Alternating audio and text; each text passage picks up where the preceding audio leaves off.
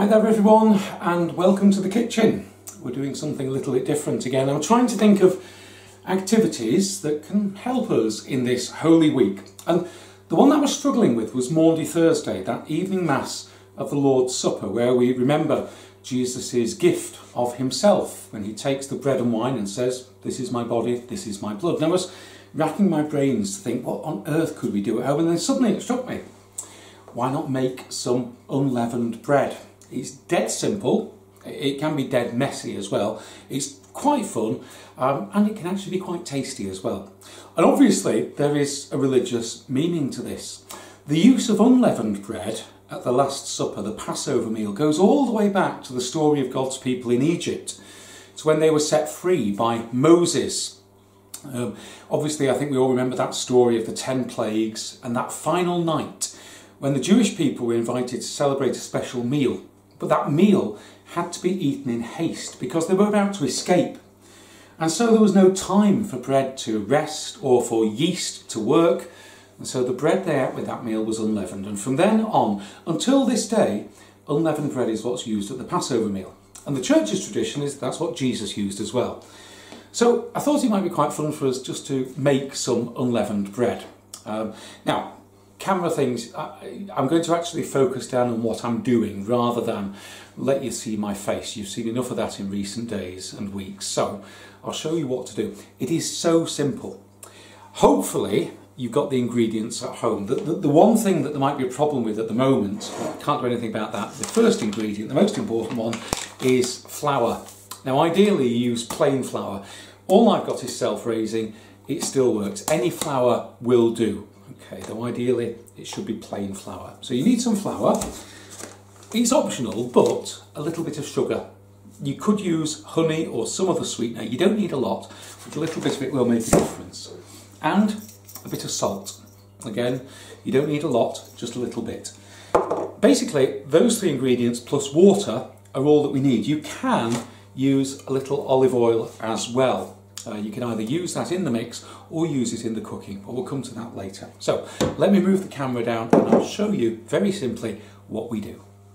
Okay, now it is dead straightforward this. The only thing that you need is a nice big bowl and something to mix it. We're going to make a dough and it's a very simple one. To measure it, use cups.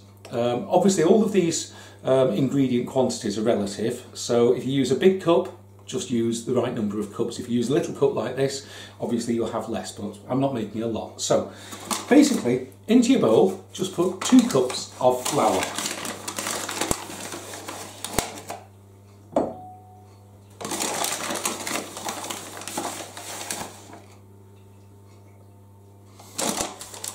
Now, experienced bakers will probably talk about sifting flour and things like that, but I'm not worried about that. So, 2 cups of flour in the bowl.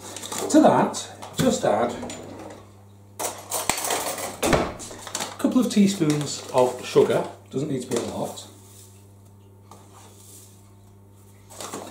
and also add about a teaspoon of salt. I mean, you can use any salt. I like to use this stuff because then you get little crunchy bits in it. So just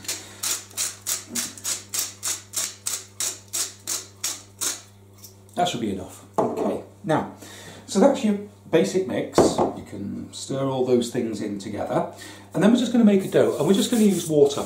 Okay, now basically it's going to work out at something like 1 cup of water to 2 cups of flour, but add the water slowly. So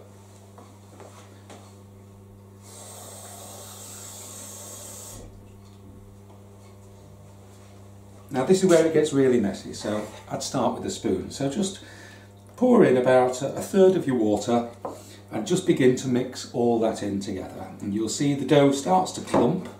Make sure you keep pulling the flour from the sides. And make sure you're mixing all that in well.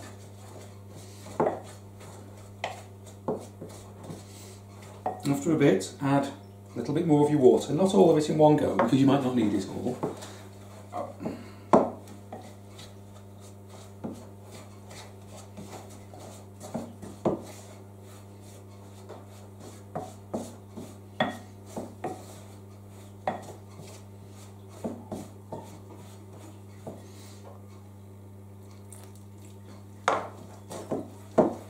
So keep bringing your dough together until all the flour is compacted into a big ball that you can pull out of the bowl in one go.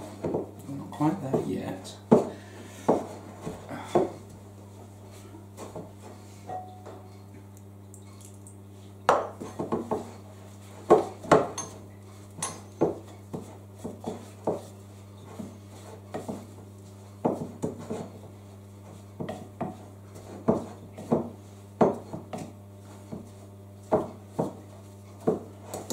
Little bit should do it. Don't worry if it gets too wet, because we can always add a little bit of extra flour. We will do anyway when we come to roll it out and things like that. So yeah, I went a little bit over the top there, so a little bit more flour.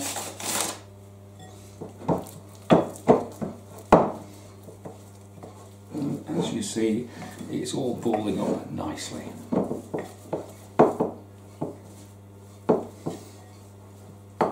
Right, okay. Next thing, you don't need the cup anymore. You do need to dry the surface.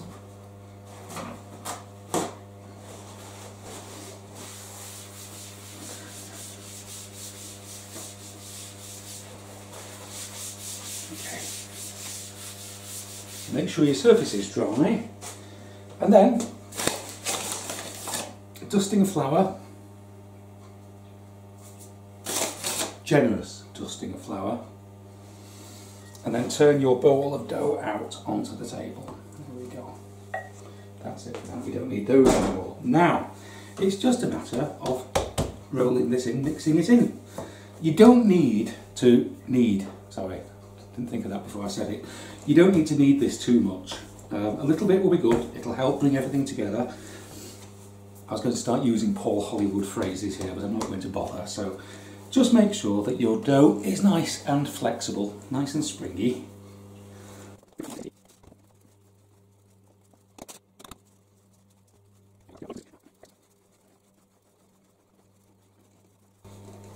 There we go. Right, all a very, very, very simple dough. Okay. Next step is we turn that into our flatbreads. So ingredients are all done. They can go away for now.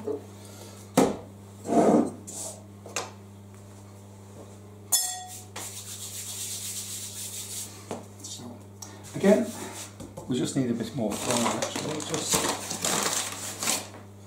dust flour over your surface, and also rolling pin. Make sure you generously flour your rolling pin.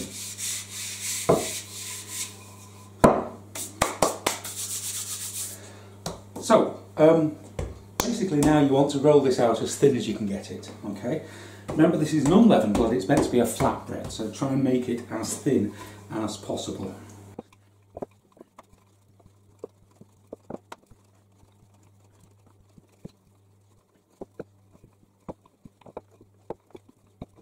Okay, that should just about work. Now, time to cut it out and cook it. Now, you can do all sorts of things with this. I'll show you a couple of things. But since we're thinking about the Last Supper, why not make little similar size to the hosts we use in church? So just like digestive biscuit size shapes. If you've got a cookie cutter, use that. If not, don't worry. All you need is something like a glass. Kids, if you're doing this, get mum and dad to help you with this. Be very careful with it. And all you need to do is just cut out the little circles. Now, ideally, use baking paper. I couldn't get any. So a baking tray will be fine. And just, again, sprinkle with flour. Spread it over. And then basically just pop your little discs onto the tray.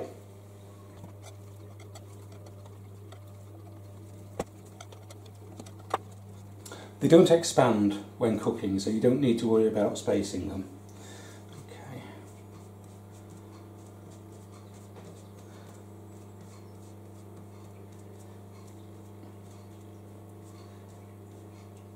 One thing you can do, if you want, you don't have to, but you can just trace a little cross into that.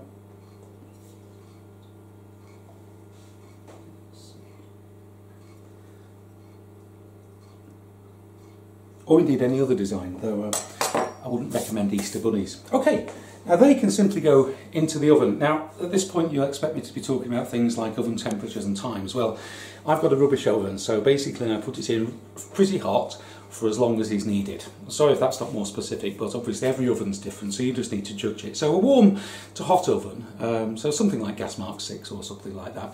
And basically what you want to do is just pop them in until they're done. You can tell they're done when they just begin to change colour. So you don't want to cook them black or brown, you just want them to actually begin to turn colour. In fact, that's all they will do. So basically it's as simple as that. Pop these in the oven and then come back 15 minutes later, see how they're doing and check.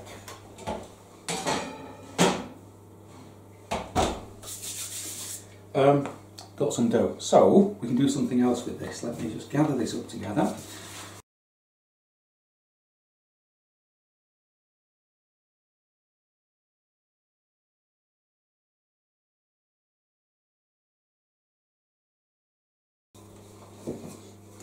Right. Dead nice thing to do is to make a savoury flatbread. All you need, cut out a circle, again just use a plate.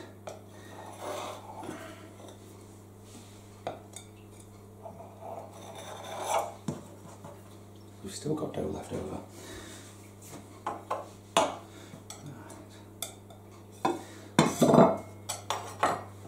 So this flatbread we can just cook on the hob. Very easy.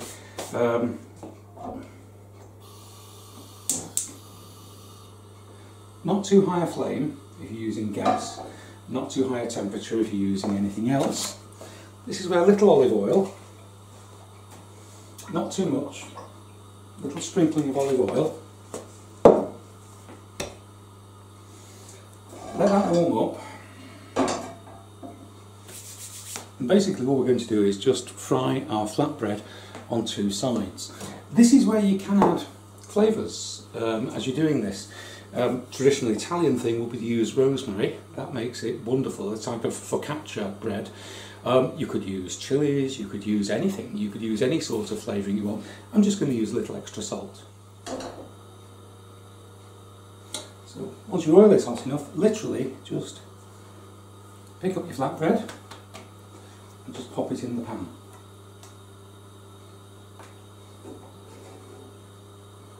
Now the reason that you don't want the oil too hot is because you don't want to burn the outside before the thing is cooked through. So it will take a while, so amuse yourselves whilst this happens. So depending on the thickness of your flatbread, how thinly you rolled it, and after lots of turning in the pan, there we go, 5 or 6 minutes or so, and there we have our first flatbread. Let me turn this off because it's deafening. Now this, as I say, you can flavour it with rosemary, with other things, and you can use it for anything that you'd use bread for. If you're thinking pizza base, you're not a million miles away. It could be used for something like that. Hot. But this, very simple, easiest sort of bread and delicious. Now, the others are still in the oven, so come back in a few minutes and we'll see how they do.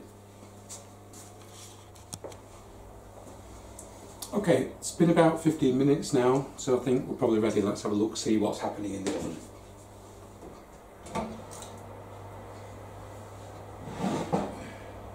Oh yeah, I think we're done there. There we go, as you see, just beginning to turn colour. Very crispy.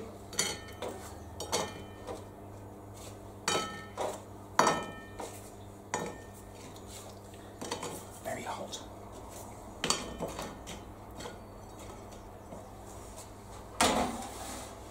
So, there we go. Let me come back up again and say hi. Little activity for Maundy Thursday to help us to think about Jesus at the Last Supper, and indeed the people of Israel, and they were rescued from their slavery in Egypt. So have a go, and as I say, do watch out, because I might well use my own homemade bread for Mass on Thursday night. Something hopefully to come for Good Friday, and then something for Easter Saturday, for Holy Saturday, coming up after this. But thanks for watching, have a go, good luck and enjoy your unleavened bread.